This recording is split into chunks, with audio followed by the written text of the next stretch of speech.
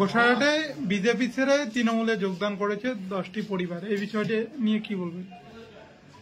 গত 19-এর লোকসভা নির্বাচনে এবং 21-এ বিধানসভা নির্বাচনে এই 10টি পরিবার তারা নিশীথ প্রামাণিকের হয়ে তারা ভোট করিয়েছিলেন এবং 21-এর বিধানসভা নির্বাচনেও তারা বরেন বর্মনের হয়ে কাজ করেছিলেন। কিন্তু তারা বুঝতে পেরেছেন এবং বিগত 5 বছরে নিশীথ প্রামাণিক এমপি হওয়ার পরে তিনি পরবর্তীতে ভারতবর্ষের মতন একটা দেশের মন্ত্রী হয়েছেন, কিন্তু বিগত এই 5 বছরে তিনি কোনো উন্নয়নমূলক কাজ করেছেন বলে কেউ বলতে পারছেন না। আজকে আমাদের পশ্চিমবঙ্গের গণতন্ত্র প্রিয় মানুষ যারা গণতন্ত্রটা বোঝেন তারাও বুঝতে পেরেছেন আমরা যাকে নির্বাচিত করেছি বা যিনি মন্ত্রী হয়েছেন বিগত 5 বছরে তিনি কোনো কাজ করেননি।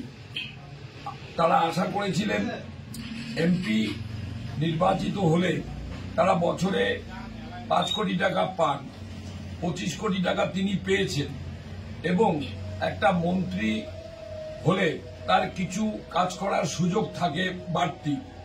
কিন্তু আমাদের এই লোকসভা কেন্দ্রে যিনি বিজেপির এমপি হয়েছেন তিনি এমন কোনো কাজ করেছেন বলে তিনি নিজেও কোনো বলতে পারছেন না, সেটা জনগণ বুঝে গেছেন।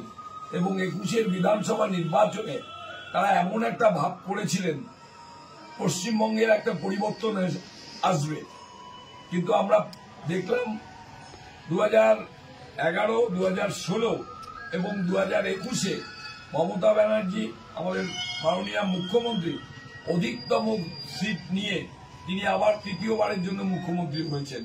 সুতরাং মানুষ বুঝতে পেরেছেন আমাদের মাননীয় মুখ্যমন্ত্রী এই 12-13 বছরে প্রায় 72টা প্রকল্প এবং 21 সালে তিনি যে প্রতিশ্রুতি দিয়েছিলেন, বলেছিলেন তিনি ক্ষমতায় যদি আসেন তৃতীয়বারের জন্য মুখ্যমন্ত্রী হন তাহলে তিনি লক্ষ্মীর ভান্ডার প্রকল্প করবেন, দুয়ারে রেশন ব্যবস্থা চালু করবেন, দুস্থ মেধাবী ছাত্রদের জন্য তিনি স্টুডেন্ট ক্রেডিট কার্ড করবেন।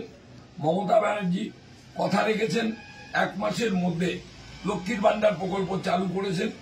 জেনারেল মহিলাদের জন্য 500 এবং এসসি এবং এসটি মহিলাদের জন্য 1000 টাকা তিনি ঘোষণা করেছেন। এবং আমরা দেখেছি এখন পর্যন্ত প্রায় 2,15,00,000 মহিলা পশ্চিমবঙ্গের তারা লক্ষ্মীর ভান্ডার প্রকল্পের আওতায় এনেছেন। এবং এবার বাজেটে লক্ষ্মীর ভান্ডার প্রকল্প 500 টাকা বাড়িয়ে তিনি 1000 করেছেন এবং 1000টা 1200 করেছেন। 1 এপ্রিল থেকে নতুন বছরে আর্থিক নতুন বছরে প্রত্যেকের অ্যাকাউন্টে 500-র পরিবর্তে 1000 এবং 1000-এর পরিবর্তে 1200 টাকা ঢুকে যাবে। আপনারা জানেন 21-এর বিধানসভা নির্বাচনে পরে যারা আমাদের এই এলাকা থেকে নির্বাচিত হয়েছেন বিজেপির বিধায়ক বরেনচন্দ্র বর্মন মহাশয় এবং নিশীথ প্রামাণিক, এরা পশ্চিমবঙ্গকে ভাতে মারার একটা চক্রান্ত করলেন। আমাদের যারা কাজ করেছিলেন 100 দিনে তাদের বকেয়া টাকা বন্ধ করে দিলেন এবং 2 বছর ধরে 100 দিনের কাজ আমাদের পশ্চিমবঙ্গে বন্ধ করে দিয়েছেন। আবাস যোজনার ঘরের টাকা 5 বছর ধরে বন্ধ, গ্রামীণ সড়ক যোজনার টাকা বন্ধ করে দিয়েছেন।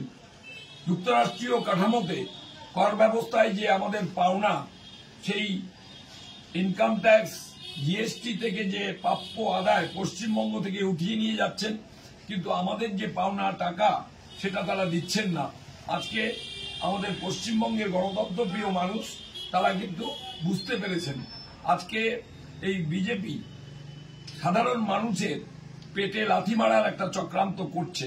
সেই জন্যই সাধারণ মানুষ এবার সেই নিশীথ প্রামাণিকে ভোট দেবেন না, ভোট দেবেন আমাদের প্রার্থী জগদীশ চন্দ্র বর্মা বসুনিয়াকে বিপুল ভোটে ভোট দিয়ে জয়লাভ করাবেন। সেই কারণেই আজকে সাধারণ মানুষ দলে দলে তৃণমূলে জয়েন করছে। এলাকা ঘুরে বেড়ান, আপনারাই বলুন 21 সালের নির্বাচনে বিজেপির যে একটা দাপাদাপি এবং 19 সালে মানুষকে ভুল বুঝিয়ে তারা ক্ষমতায় এসছেন, সেটা আপনারাই বিচার করুন। আমরা 4 তারিখ 4 জুন অপেক্ষায় থাকবো, সেদিন আমরা দেখব কি হয়।